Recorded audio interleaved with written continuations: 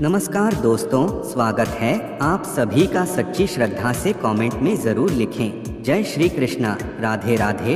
देवों के देव महादेव सदैव आप पर अपनी कृपा बनाए रखें। दोस्तों, आज की जो कहानी है वो बहुत ही ज्ञानवर्धक और बहुत ही मोटिवेशनल है। दोस्तों, आज के वीडियो में हम बात करेंगे आखिर पत्नी की वो कौन सी 3 चीज़ होती है जो हर पुरुष को देखना चाहिए। दोस्तों, जो पुरुष अपनी पत्नी के इन 3 चीज़ों को देखता है वह अपने जीवन में कभी भी गरीब नहीं रहता। उसके घर में सदैव माँ लक्ष्मी का वास रहता है और माँ लक्ष्मी की कृपा दृष्टि उनके ऊपर सदैव बनी रहती है। दोस्तों, आज की वीडियो में हम बताएंगे कि आखिरकार वह कौन सी 3 चीज़ें हैं जो हर पुरुष को अपनी पत्नी की देखनी चाहिए। दोस्तों, उससे पहले आप सभी से निवेदन है, यदि चैनल पर आप लोग नए हैं या चैनल पर पहली बार आए हैं तो कृपया करके चैनल को सब्सक्राइब कर ले, क्योंकि दोस्तों हम अपने चैनल पर रोज़ाना ऐसे ही ज्ञानवर्धक और मोटिवेशनल वीडियो अपलोड करते रहते हैं। तो चलिए दोस्तों शुरू करते हैं आज की इस प्यारी सी वीडियो और इस प्यारी सी कहानी से। जानते हैं कि पत्नी की वह कौन सी 3 चीज़ें हैं जो हर पुरुष को अपनी पत्नी की देखनी चाहिए। दोस्तों, एक बार की बात है, किसी गांव में एक राम नामक आदमी रहता था। राम आदमी अपनी पत्नी से बहुत परेशान था, क्योंकि उसकी पत्नी अपने पति से बात बात पर लड़ाई झगड़ा करती थी। उसके घर में एकदम कंगाली छा गई थी। खाने के लिए घर में अन्ना के दाने नहीं थे, ना ही पीने के लिए पानी और ना ही पहनने के लिए वस्त्र। दोस्तों, रोज रोज के इस क्लेश से वह पुरुष अपनी पत्नी से परेशान हो गया था। एक दिन की बात है, राम अपने घर से जंगल की तरफ निकल जाता है। दोस्तों, जंगल में जाते जाते राम की मुलाकात एक साधु से होती है। तब राम उस साधु के पास बैठ जाता है और वहां पर बैठकर रोने लगता है। दोस्तों, साधु राम से पूछते हैं, पुत्र आखिर तुम्हें हुआ क्या है, तुम क्यों रो रहे हो। तब राम साधु को बताता है कि महाराज, मेरे घर में मेरे पत्नी और मेरे 2 छोटे छोटे बच्चे हैं। मेरी पत्नी मेरी कोई भी बात नहीं मानती है, बात बात पर मुझसे लड़ाई झगड़ा करती है, जिसकी वजह से मेरा एक छोटा सा बिजनेस था वह भी बंद हो गया और अब हम घर में दाने दाने के लिए मोहताज हैं। हमारे घर में खाने के लिए कुछ भी नहीं है, पीने के लिए पानी नहीं है और पहनने के लिए वस्त्र नहीं है। लेकिन मैं अपनी पत्नी को समझता हूँ कि लड़ाई झगड़े ना करें, इसके बावजूद भी वह घर में रोज लड़ाई झगड़ा करती है। इस वजह से मैं बहुत दुखी हूँ और बहुत परेशान हूँ, इसलिए मैं घर छोड़कर आपकी शरण में आया हूँ। दोस्तों, वह साधु महाराज राम से बोलते हैं, पुत्र तुम रो मत, आज मैं तुम्हें ऐसे 3 चीज़ बताने जा रहा हूँ जो पुरुष अपनी पत्नी की 3 चीज़ों को देखता है वह पुरुष अपने जीवन में कभी भी गरीब नहीं रहता है और ना ही उसके घर में कभी लड़ाई झगड़े होते हैं और उसके बिजनेस में तरक्की होती है। दोस्तों, साधु महाराज राम को बताते हैं कि मैं तुम्हें जो बातें बताने जा रहा हूँ उन बातों को गांठ में बांध लो। तब राम उन साधु महाराज की बातें बहुत गौर से सुनता है और साधु महाराज से बोलता है, आप मुझे जल्द से जल्द बताइए वह कौन से 3 चीज़ है जो हर पुरुष को अपने पत्नी की देखनी चाहिए। दोस्तों, तब वह साधु महाराज राम को एक कहानी सुनाते हैं। तो चलिए दोस्तों, साधु महाराज की कहानी सुनते हैं। किसी नगर में एक सेठ रहा करता था। उस सेठ का बहुत बड़ा व्यापार था। उसके घर में सेठ और उसकी पत्नी रहा करते थे। उस सेठ और सेठानी में आपस में बहुत प्रेम था। उनके घर में कभी भी लड़ाई झगड़ा, किसी प्रकार का कोई अंधा क्लेश नहीं होता था। इसलिए उसके घर में सदैव माँ लक्ष्मी का वास रहता था और उनके बिजनेस में दिन दुगनी रात चौगुनी तरक्की होती थी। उन सेठ सेठानी में इतना प्रेम था कि आसपास के लोग उनके इस प्रेम को देखकर जल जाया करते थे। दोस्तों, सेठ और सेठानी के इस प्रेम की मिसाल हर गांव वाले देते थे। ऐसे कर कर के उस सेठ और सेठानी की बात उस गांव के राजा तक भी पहुंच गई। दोस्तों, जब सेठ सेठानी की बात उस राजा के पास पहुंचती है तो वह राजा भी उनके प्रेम की मिसाल की तारीफ करते हैं और कहते हैं, हमारे गांव में एक पुरुष और स्त्री ऐसे भी हैं जिनके घर में कभी भी लड़ाई झगड़ा नहीं होते हैं। उन दोनों में आपस में इतना प्रेम है कि जितना मैं आज तक अपनी जिंदगी में कभी भी नहीं देखा। दोस्तों, एक बार की बात है, राजा पूरे नगर में ढिंढोरा पिटवा देते हैं और कहते हैं, इस राज्य में जितने भी लोग हैं वो सभी लोग अपने अपने घर में दिया जलाकर रखेंगे। तब राजा की रानी अपने राजा से पूछती हैं कि महाराज, आखिरकार आप सभी के घर में दिया क्यों जलवा रहे हैं? राजा रानी की बात सुनकर रानी को बोलते हैं, दीपक प्रेम की निशानी होती है। जिसके घर में दीपक जलता है उसके घर में सदैव ही प्रेम बना रहता है। और मैं चाहता हूं कि जो प्रेम सेठ और सेठानी के बीच में है वही प्रेम हमारे इस नगर में, हमारे इस राज्य में हर पति और पत्नी के बीच में हो। इसलिए मैं हर घर में दीपक जलवाना चाहता हूँ। दोस्तों, राजा के सैनिक पूरे नगर में ढिंढोरा पीटते हैं और बोलते हैं, सभी के घर में दीपक रात भर जलना चाहिए। दोस्तों, राजा की बात मानकर सभी नगरवासी अपने अपने घर में दिया जलाते हैं। लेकिन जैसे ही आधी रात होती है सभी के घर के दीपक बुझ जाते हैं। लेकिन उस सेठ और सेठानी के घर का दीपक नहीं बुझा, क्योंकि दीपक प्रेम की निशानी होती है। और जो सेठानी थी वह अपने घर के दीपक को सदैव जलाए रखती थी, जिससे सेठ और सेठानी का प्रेम बरकरार रहे। लेकिन दोस्तों, जो सेठानी थी वह अपनी मनमानी का काम करती थी। उसका जो मन करता वह वही काम करती थी। लेकिन सेठ को इस बात से कभी भी कोई दिक्कत नहीं होती थी, क्योंकि सेठ बहुत समझदार था। वह सोचता था कि यदि मैं अपनी पत्नी को रोक टोक करूंगा तो घर में बेवजह ही लड़ाई झगड़ा होंगे। दोस्तों, इसीलिए सेठ सेठानी की कई चीज़ों को और कई बातों को अनदेखा करता था। वह सेठ इसलिए अनदेखा करता था ताकि पति पत्नी में वह प्रेम और व्यवहार बना रहे। एक दिन की बात है, राजा और रानी अपने छत के ऊपर खड़े होकर अपने नगर का नज़ारा देख रहे थे। और वह राजा और रानी देखते हैं कि उनके पूरे राज्य में अंधेरा था, लेकिन सिर्फ एक सेठ और सेठानी का ही घर था जहां दीपक जल रहा था। दोस्तों, तब राजा रानी से बोलता है कि देखो रानी, सेठ और सेठानी में कितना प्रेम है। सभी के घरों का दीपक बुझ गया है, लेकिन सेठ और सेठानी के घर का दीपक अभी भी जल रहा है।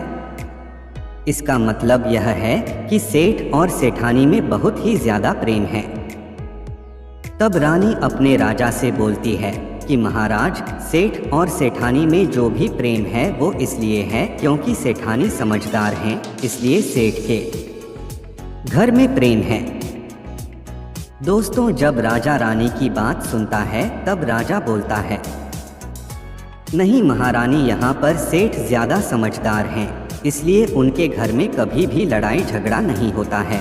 दोस्तों, रानी बोलती है कि सेठानी समझदार हैं। राजा बोलते हैं कि नहीं, सेठ समझदार है। दोस्तों, सेठ और सेठानी की बात को लेकर राजा और रानी में बहस होने लगी। तब राजा बोलता है कि देखो, हमें बहस करने की ज़रूरत नहीं है, क्यों ना हम दोनों उनकी परीक्षा ले। परीक्षा में जो पास होगा वही समझदार होगा। राजा और रानी अपने बात से सहमत हो गए और उन दोनों की परीक्षा के लिए तैयार हो जाते हैं। दोस्तों, तब राजा अपने महल में जाता है और अपने दास को बुलाता है और वह अपने दास से बोलता है, उस सेठ के पास जाओ और जो जो प्रश्न मैं तुमसे बोल रहा हूँ वह तुम सेठ को बोलना। वह दास बोलता है, ठीक है महाराज। फिर वह दास राजा की बात सुनकर सेठ के पास जाता है। उसी समय ही सेठ की पत्नी बाजार गई थी कुछ सामान लेने के लिए दोस्तों। तो वह राजा का दास सेठ से बोलता है, सेठ जी मैं राजमहल से आया हूँ, राजा साहब ने मुझे भेजा है। दोस्तों वह सेठ उस दास को बोलता है कि बताइए मैं आपकी क्या सेवा कर सकता हूँ। आप बैठिए मैं आपके लिए पानी लेकर आता हूँ। तब वह दास सेठ से बोलता है, नहीं सेठ जी मैं राजा का दास हूँ, बस आपके पास राजा का समाचार लेकर आया हूँ।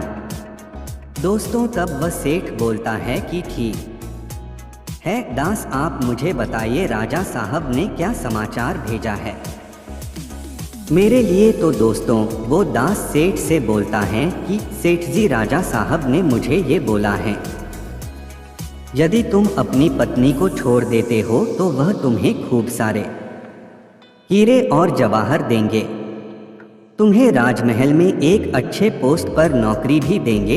लेकिन सेठ राजी नहीं हुए। इधर रानी ने राजा से फिर बोला, देखो सेठ समझदार नहीं है, सेठानी समझदार है। दोस्तों सेठ और सेठानी की बातों को लेकर राजा और रानी में फिर से कहासुनी होने लगी। तब रानी राजा से बोलती है कि तुमने सेठ की परीक्षा ली है, मैं भी सेठानी की परीक्षा लेना चाहती हूँ, तब इससे बात क्लियर हो जाएगी कि सेठ और सेठानी में कौन ज़्यादा समझदार है। तो वह राजा रानी को आदेश देता है कि प्रिय तुम भी एक बार सेठानी की परीक्षा ले लो।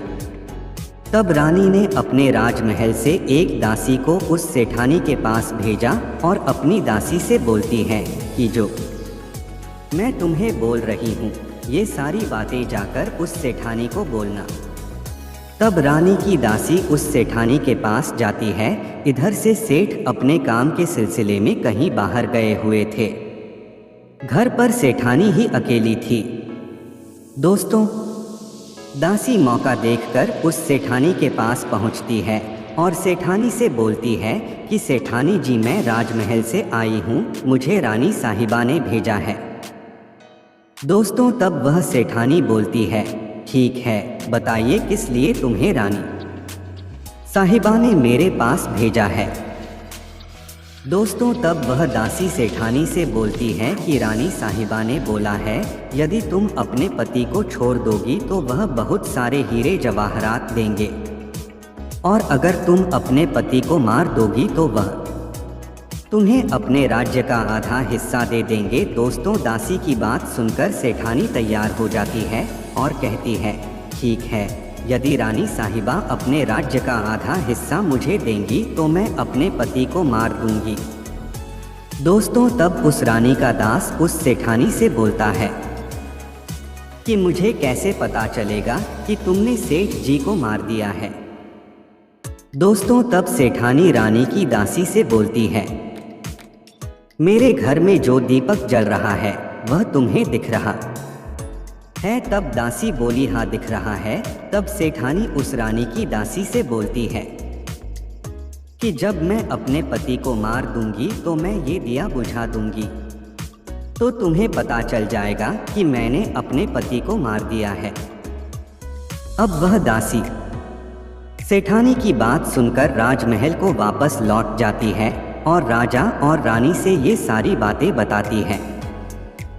सेठानी की बात सुनकर रानी बहुत अचंभित हो जाती है और रानी को स्त्री जाति से नफरत होने लगती है। दोस्तों तब वह राजा अपने सारे दास दासियों के साथ सारे सैनिकों को बुलाता है और बोलता है, देखो मैं यह नहीं चाहता हूँ कि राजा और रानी की वजह से किसी निर्दोष की जान जाए। तुम ऐसा करो, उस सेठानी के घर जाओ और उस सेठ को दो सारी बातें बता दो और उस सेठ को बचा लो। दोस्तों इधर दास और दासी सेठानी के घर पर जाते हैं और सोचते हैं कि सेठानी तो सेठ को रात में मारेगी और दिया भी बुझाएगी, इससे पहले ही हम सेठानी के घर में हमला बोल देते हैं।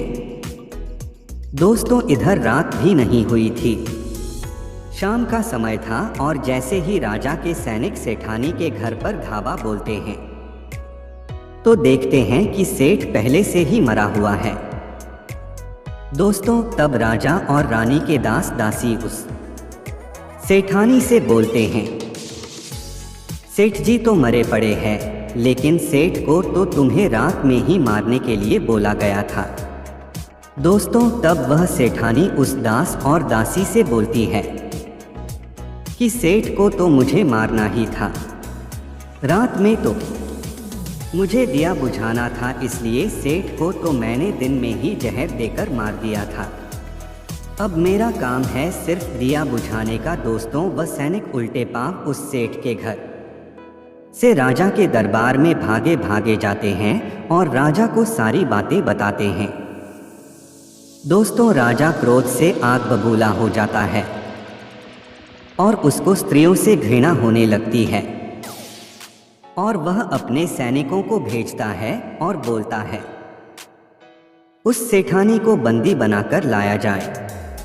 तब राजा के सैनिक उस सेठानी को बंदी बनाकर राजा के राज दरबार में पेश करते हैं। तब वह राजा उस सेठानी को कारावास में डलवा देता है और वह राजा समस्त स्त्री जाति से नफरत करने लगता है। दोस्तों वह साधु इस कहानी को गांव के राम नामक व्यक्ति को सुनाते हैं। तब साधु राम से बोलते हैं, अब तुम्हें समझ में आ गया होगा कि स्त्री की वह कौन सी 3 चीजें हैं जो हर किसी पुरुष को देखनी चाहिए। तब राम साधु से बोलता है कि महाराज मुझे अभी भी समझ में नहीं आया, स्त्री की वह कौन सी 3 चीजें हैं जो हर पुरुष को देखनी चाहिए। दोस्तों तब वह साधु राम को बताते हैं कि हर पुरुष को अपनी स्त्री में सबसे पहली चीज ये देखनी चाहिए कि वह कहाँ पर आ और जा रही है। दोस्तों जो पुरुष अपनी स्त्री की यह चीज देखता है कि पत्नी वहाँ पर आ रही है, वहाँ पर जा रही है, तो उसके घर में कभी लड़ाई झगड़ा नहीं होते हैं और वह अपनी पत्नी के ऊपर नियंत्रण कर पाता है। दूसरी चीज है पुरुष को पत्नी के अंदर ये चीज देखनी चाहिए कि उसकी पत्नी की बोलचाल कैसी है, वह अपने पति की इज्जत कर रही है कि नहीं, अपने पति की बात मान रही है या नहीं। जो स्त्री अपने पुरुष की बात नहीं मानती है, अपने पति की इज्जत नहीं करती है, वह अपने पति के साथ कुछ भी कर सकती है, जैसे कि उस सेठानी ने उस सेठ के साथ किया था।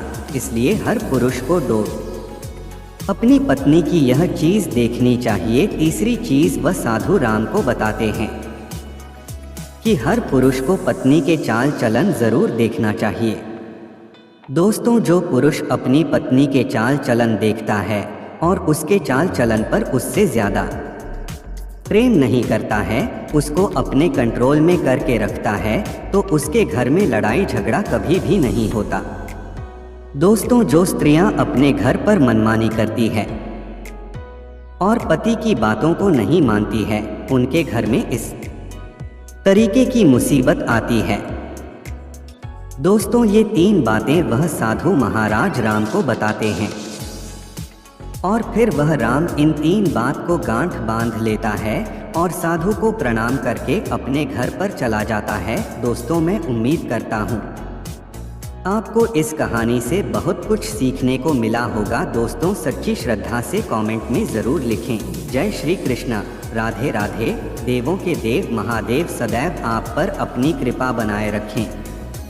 इस वीडियो को लाइक करें, अपने दोस्तों के साथ शेयर करें और हमें सब्सक्राइब करना ना भूलें। और हाँ, इस वीडियो से कोई भी सवाल है तो आप कमेंट बॉक्स में ज़रूर लिखें और आपके पास कोई भी सवाल नहीं तो जय श्री कृष्णा ज़रूर लिखें, क्योंकि आपके कमेंट से वीडियो बनाने का मोटिवेशन मिलता है। धन्यवाद। मिलते हैं अगली वीडियो में।